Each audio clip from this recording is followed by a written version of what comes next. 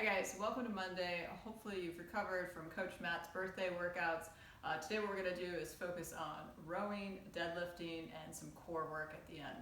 So first we're going to start with our warm-up, 40 seconds on, 20-second transition. If you're at the gym, you're going to be rowing today. You're going to be rowing for meters. You're also going to be using the rower later on for some core work. If you don't have access to a rower, what I want you to do is go for a quick jog, or you can jump rope. Next we're going to do is some plank work. So this is a plank complex. I want you to set up in a front plank. From here, we're going to turn and go to a right side plank. We're then going to turn again and go to our reverse plank. And then we're going to turn again and go into our left side plank. And then we'll come back to our front plank. And then we'll just repeat that. So we're holding each position for just a few seconds and just kind of working the whole body around in that plank position. Next we're going to do is a coach-led empty barbell deadlift. At home, I'll show you what you can do next. But first, with the deadlift, a couple of key things. Typically, most people will mix their grip. We also want to make sure that our shoulders are down and back, so you're kind of like squeezing those shoulder blades together. Nice, good posture. And then I want you to push the butt back, and those shins should stay vertical. Also note that my shoulders should be slightly in front of the bar. I like to have a neutral head position, and then from here I'm going to stand up, keeping the bar close to my body the entire time. So you should feel the bar on the way up and on the way down. At home, what I want you to do is just grab one of your weights, either a dumbbell or kettlebell. You're going to hold vertically, and then same idea. You're going to squeeze those shoulder blades back, so nice proud chest. Push the butt back, go down, tap below the feet, and then stand all the way up. So you should be feeling this in the hamstrings and the glutes, and then also with your lats from having to keep those arms or the shoulders down and back. Next we're going to do is some mountain climbers. A little bit different. I don't want you to bring the foot all the way up to the hand. So instead what we're going to do is just bring the knee forward like so. Then we're going to go barbell plus some light plates. For our deadlifts. At home, what I want you to do is go ahead and grab both weights, either dumbbells or kettlebells. Same setup, shoulders are down and back, push the butt back, tap. You're going to tap on the outside of the feet and stand all the way up. If you want to make it a little bit harder, you can actually touch both heads of the dumbbell to the ground. Just requires a little more flexibility, range of motion. And then lastly, we're going to do some alternating side knee-ins.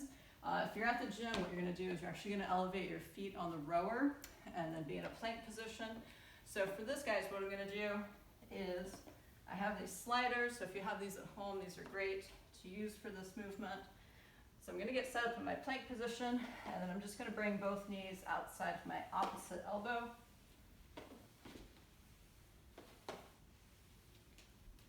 If you don't have access to a slider like this at home, what you can do is just jump the feet to the hands. So just jump up, jump back to plank.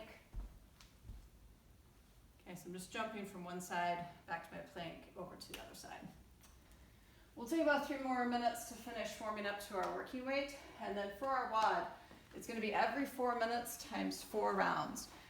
You're going to do a buy-in 400-meter row, or if you're at home, I want you to run, or 2 minutes of jump rope.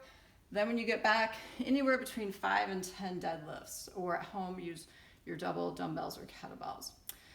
You're going to rest the remainder of the time and or add weight to the deadlift if your form is good. Your score is going to be the heaviest weight lifted with excellent form. So we've kind of done something like this in the past in combination with the Windler cycle.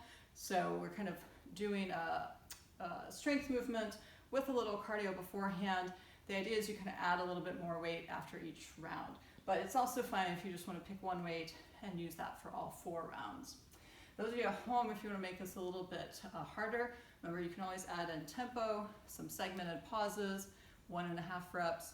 All those are good ways to make your weight feel heavier. And then lastly, we're going to finish off with some core work. So this is going to be 30 seconds on, 30-second transition, 3 rounds. We're going to start with those alternating side knee-ins, or if you're at home, again, use your sliders if you have them, or just jump your feet to the side and back. And then the other movement we have here is a right leg mountain climber. So with this, guys, the right leg's going to be elevated on the rower, the other leg's going to be free, and we're going to mountain climber our legs.